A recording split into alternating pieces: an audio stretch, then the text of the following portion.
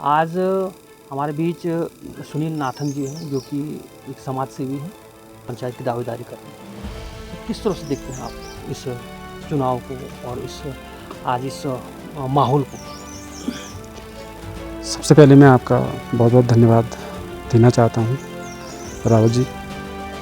और जहाँ तक मेरे अपने पिताजी की बात है, तो मैंने अभी कुछ दिन पहले भी कहा, मेरे लिए केवल पिताजी नहीं थे, मेरे परिवार की वो एक सोच भी थे। सोच इस रूप में थी कि आज तक जहाँ तक रहा चुनावों की बात, 63 चुनाव चल रहे हैं, तो पता ही है आपको कि ग्रामीण क्षेत्र में हम 17, 18, 13वीं तक हम कहीं जा नहीं सकते हैं। तो 20 तारीख को हमारा पूरा हो जाएगा। उसके बाद मैं क्षेत्र में जाऊंगा और मेरी जो कठोर वार्ड है, इसमें 3 ग्राम सभाएँ हैं, टंगसा है, गैर है, कठोर है।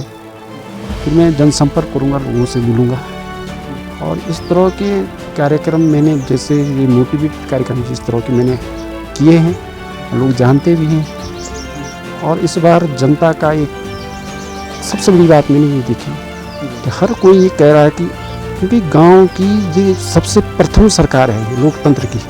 मेरा जो मानना है, एक गांव की जो 63 चुनाव है, ये हमारी एक प्रथम सरकार है। तो प्रथम सरकार को चुनना मतलब इसमें मत देने वाला भी मैं ही हूँ और कैंडिडेट भी मैं ही हूँ, समझ लो। गाँव का आज हर मतदाता इस चीज़ को समझता है और जानता है। तो मुझे लग रहा है वो लोग भी एक सकारात्मक सोच के साथ चलेंगे और इस बार जो वोट होगी वो एक अच्छे व्यक्ति को, अच्छे काम करने वाले को वोट देंगे, ये मेरा विश्वास है। धर्म है, जो संस्कार हैं, वो तो हिंदी रीति रिवाज के अनुसार होते ही हैं। आपको पता कि 13वीं तक तो हम लोग कहीं जा भी नहीं सकते हैं। हम लोगों की ये परंपरा है, ये हमारा धर्म भी है, ये हमारे ग्रंथ भी कहते हैं। तो हम 3 भाई हैं, हम तो बड़े भाई हैं, मेरा बीच वाला, मैं सबसे छोटा हूँ, तो बीच वाला भाई बीच क्रिया में बैठे हुए हैं, तो हम 2 भाई हैं। वास्तव में गाँव की एकता आज भी बरकरार है और मैं चाहता हूँ कि ये जो एकता है ये आगे भी रहे और हमेशा रहेगी। सकारात्मक चीज़, वो कहते थे कि मेरी डिक्शनरी में जो है नेगेटिव कहीं है ही नहीं, तो वो सकारात्मक चीज़ों को लेके चलता। और आज उन्हीं के उन प्रेरणादायक उनके शब्दों को आज लेके मैं आगे चलता हूँ और वही है। तो मैं सामाजिक सरोकारों से जुड़ा हुआ हूँ और हर समय उन्होंने मेरा साथ दिया इस रूप में।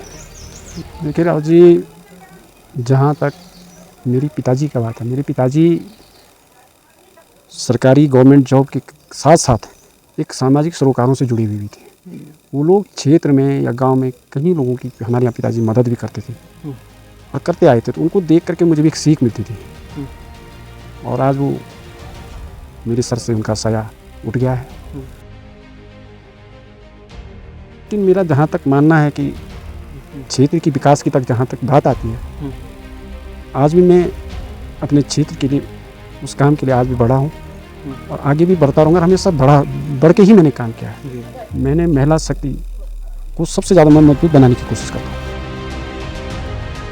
इसका कारण ये है कि जो भी सरकारी योजनाएं हैं वो महिला को प्राथमिकता मान के चलता है। दूसरी बात, जो बच्चे हैं हमारे, जो प्राथमिक स्तर पे हैं, तो मेरा सबसे ज़्यादा ध्यान उनकी तरफ भी रहता है। गाँव के बच्चे हमारे, जो हमारा गाँव है, जो हमारा क्षेत्र है, वो मजबूती के साथ आगे बढ़ेगा।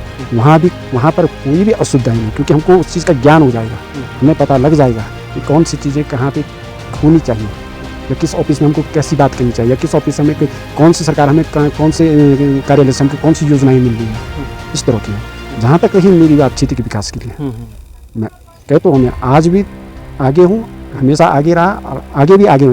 सवाल चुनाव का नहीं है, चुनाव तो 5 साल के हैं, आते हैं जाते रहते हैं। मैं तो इन जन सरोकारों से आज से नहीं, 10-15 सालों से, जब से मैंने जॉब छोड़ी है, हमको एक सामाजिक सरोकारों से जुड़े हुए, हम जिसको जिताएं वो हमेशा तब तक उस गांव का, उस क्षेत्र का विकास में सबसे प्रथम पंक्ति में खड़ा रहे। मैं ठेकेदारी नहीं करनी, मैं अगर मुझे आशीर्वाद रहा, माँ ज्वाला का आशीर्वाद रहा, जो भी रोज़गार आएंगे, जो भी काम में लाऊंगा, जो भी विभागों से मैं काम लाऊंगा, मैं अपने नवयुवक बेरोजगारों को दूंगा। ये मेरी प्राथमिकता रहेगी। दूसरी चीज़, एक चीज़ मैं और जोड़ना चाहता हूँ इसमें, महिलाएँ देखो, जब श्रम विभाग में अब जो है कि 90 दिन का काम महिलाओं के लिए मांगते, तब वो कह रहे कि आपको उस योजना का लाभ दिया जाएगा। महिलाएं क्यों नहीं कर सकी उस काम को? हम उसके 90 दिन काम के लिए हम कहीं जगह मुझे भटकना पड़ा, कहीं आई मेरे पास कौन साइन करेगा कौन क्या।